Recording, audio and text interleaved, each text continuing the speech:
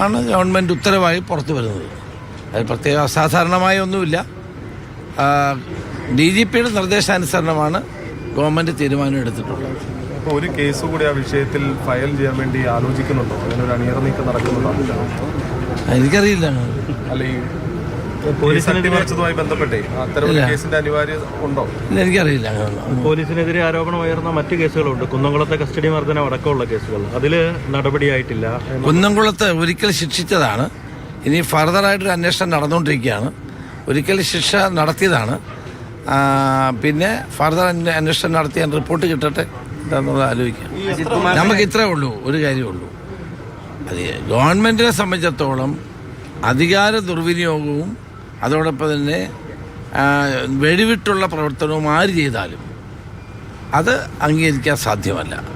അത് അന്വേഷണത്തിലൂടെ തെളിയിക്കപ്പെടുകയാണെങ്കിൽ അവർക്ക് അതിനുള്ള ശിക്ഷ നൽകാൻ ഏത് ഗവൺമെൻറ്റിനും ബാധ്യതയുണ്ട്. അല്ലാണ്ട് ഇതിനകത്ത് വേറെ വ്യക്തികൾക്കെതിരായിട്ടുള്ളതല്ല. ആ വ്യക്തികൾ കുറ്റം ചെയ്താൽ ഗവൺമെൻറ് ശക്തമായ നടപടി ഉണ്ടാകും. അതാണ് UDF ഗവൺമെൻറ് നയം എന്ന് പറയുന്നത്. തുടർ നടപടികൾ എന്തായിരിക്കും അജിത് കുമാറിന്റെ കേസ്? സസ്പെൻഷൻ നടത്തിയല്ലോ. കേസ് ഡയറി അടക്കം തിരുത്തുകയും തെളിവുകൾ നശിപ്പിക്കുകയും ചെയ്തു. അപ്പോൾ അതിൽ മറ്റൊരു കേസ് ഇടുന്നത് സാധ്യമാണോ? ഞാൻ അതിന്റെ മെറിറ്റ് ആര് പറഞ്ഞു? നിങ്ങൾ തന്നെ പറഞ്ഞിരുന്നു, ഞാൻ പറഞ്ഞില്ലല്ലോ. അല്ല, സാധ്യമാണോ? ഞാൻ പറയുന്നത് ഗവൺമെന്റിന്റെ നയം എന്ന് പറയുന്നത് വളരെ വ്യക്തമാണ്.